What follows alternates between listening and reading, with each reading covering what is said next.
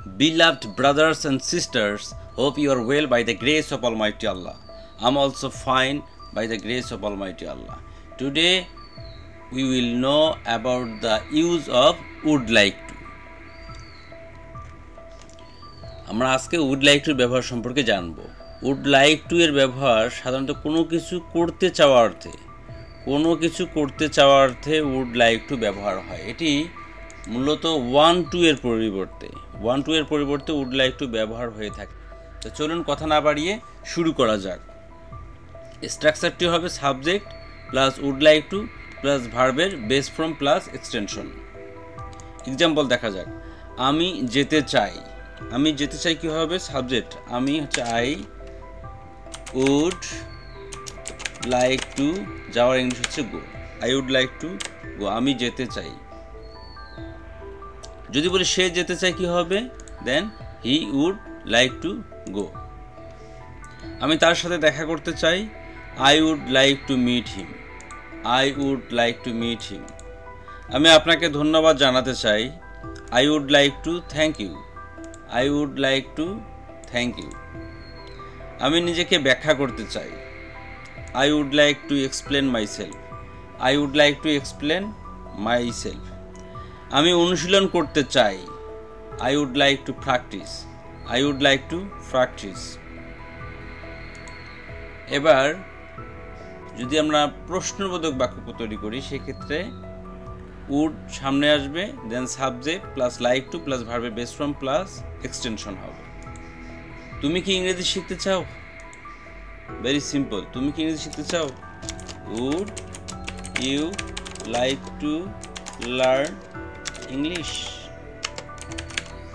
প্রশ্নবোধক চিহ্ন। তুমি কি ইংরেজি শিখতে চাও? Would you like to learn English? Very simple.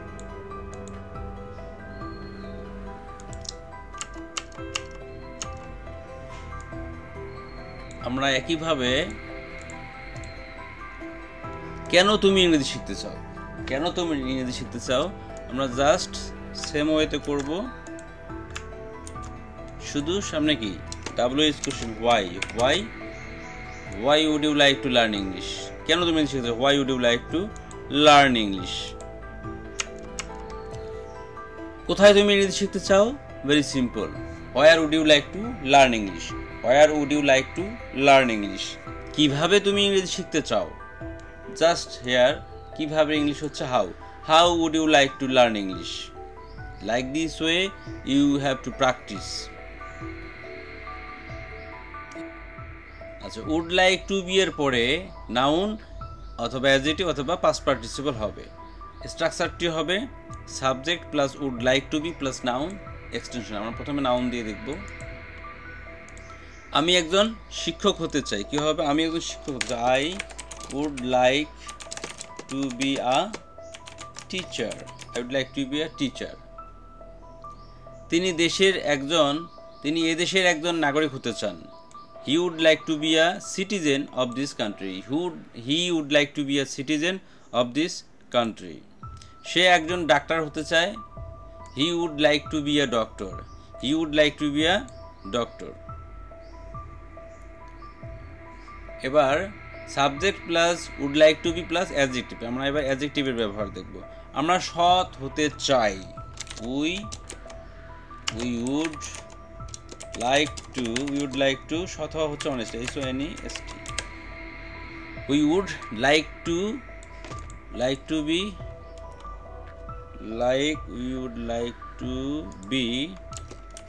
Two be honest.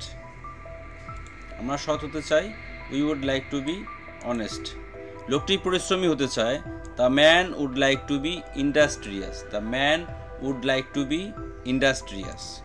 একজন রাজনীতিবিদ সবসময় জনপ্রিয় হতে চায়। A politician always would like to be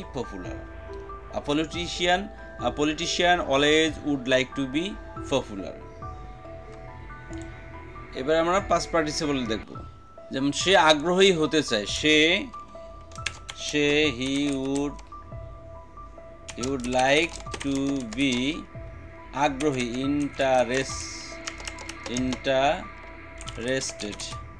He would like to be interested. আমরা প্রতিষ্ঠিত হতে চাই। We would like to be established, we would like to be established. তারা সংকল্পবদ্ধ হতে চায়। They would like to be determined, they would like to be determined. আমি ভালোভাবে প্রশিক্ষিত হতে চাই, এটি কি হবে আপনারা অবশ্যই কমেন্টে লিখুন। Keep learning, keep practising. Thanks for watching.